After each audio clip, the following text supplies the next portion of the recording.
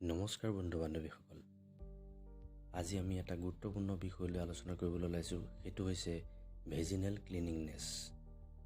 আজি আমি জানিম যে ভেজিনেল ক্লিনিংনেছ ৰখাটো কিয় জৰুৰী, কেতিয়া ইয়াক আৰম্ভ কৰিব লাগে, অৰ্থাৎ কিমান বয়সৰ পৰা কৰিব লাগে, কি বস্তুৱে কৰিব লাগে, ইয়াক পৰিষ্কাৰ কৰাৰ সম্পূৰ্ণ প্ৰণালী কি আৰু ইয়াৰ ফলত কি উপকাৰ হ'ব। প্ৰথমতে আমি জানিম যে ভেজিনেল ক্লিনিংনেছ ৰখাটো কিয় জৰুৰী। প্ৰথম কাৰণটো হৈছে যে এনে কৰিলে ইনফেকশ্যনৰ সমস্যা দূৰ হয়।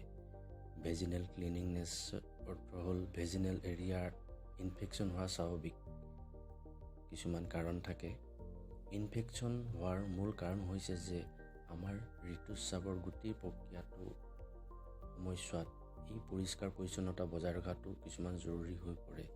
কিছু মহিলাই ছেভিং কৰাই, তাৰ ফলত কিন্তু ভেজিনেল এৰিয়াত সংক্ৰমণ হয়। আটাইতকৈ গুৰুত্বপূৰ্ণ কাৰণটো হৈছে যৌন সম্পৰ্ক স্থাপন হোৱাৰ পাছত ইনফেকশ্যন হোৱাৰ সম্ভাৱনা বাঢ়ি যায়। গতিকে যৌন সম্পৰ্ক স্থাপন হোৱাৰ পাছত ভেজিনেল এৰিয়া পৰিষ্কাৰ কৰি ৰাখিব লাগে।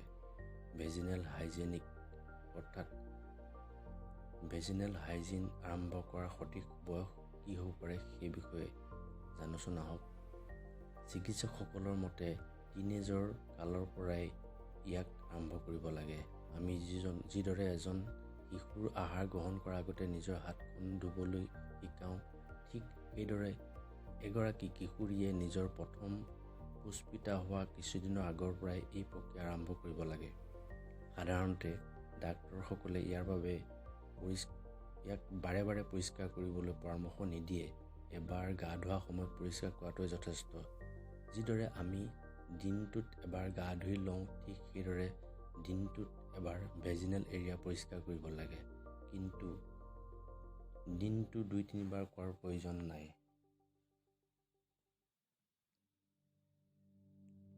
ভিতৰৰ চোৱাত পৰিষ্কাৰ কৰাৰ কোনো প্ৰয়োজন নাই, কিয়নো আমাৰ মহিলাসকলৰ যোনিত নিজৰ পৰিষ্কাৰ কৰাৰ ক্ষমতা থাকে। গতিকে আমি ভিতৰৰ ফালে পৰিষ্কাৰ কৰিব নালাগে, মাত্ৰ যৌনাংগৰ বাহিৰৰ ফালে পৰিষ্কাৰ কৰি ৰাখিলেই হয়।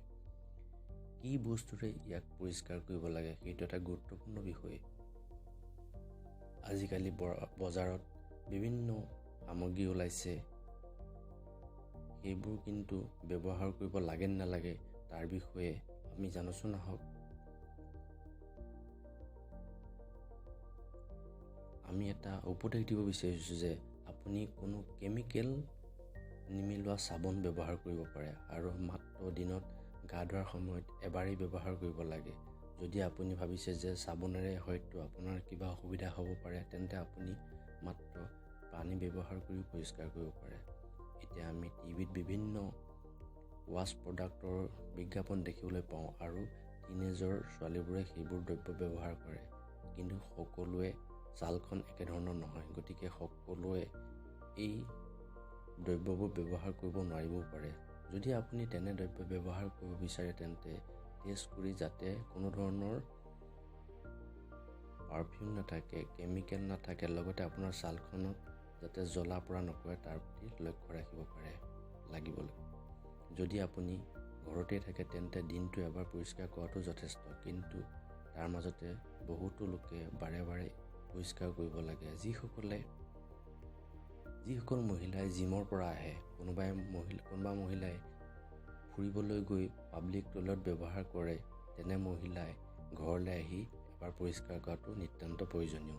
কিন্তু বাৰে বাৰে পৰিষ্কাৰ কৰি থাকিলেও ড্ৰাইনেছ হ'ব পাৰে আৰু তাৰ ফলত ইনফেকশ্যন হ'ব পাৰে। আপুনি পৰিষ্কাৰ কৰাৰ পাছত কোনো শুকান কাপোৰেৰে জোৰকৈ মুচিব নালাগে, মাত্ৰ টিচু পেপাৰ বা কোমল কাপোৰ ছফ্ট ড্ৰাই কৰিব লাগে। যিমানেই ভেজিনেল এৰিয়া শুকান হৈ থাকিব, সিমানেই ইনফেকশ্যনৰ পৰা সম্ভাৱনা কম হ'ব। মাহেকীয়া হোৱাৰ সময়ত কিছুমান সাৱধানতা লোৱা জৰুৰী। আপুনি যিটো চেনিটাৰী পেড ব্যৱহাৰ কৰে সেইটো প্ৰতি 4-6 ঘণ্টাৰ মূৰে মূৰে সলনি কৰি দিয়ক।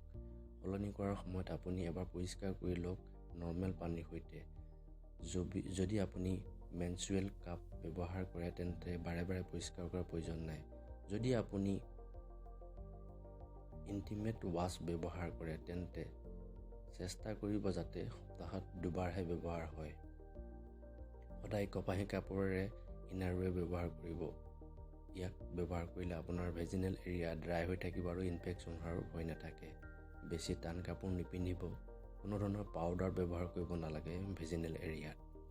এইকেইটা টিপছ আপোনালোকৰ বাবে কেনেধৰণৰ হ'ব আৰু এই টিপছকেইটাই আপোনালোকৰ জীৱনত কেনেকুৱা উপকাৰ সাধন কৰিব পাৰে আপুনি জনাবচোন।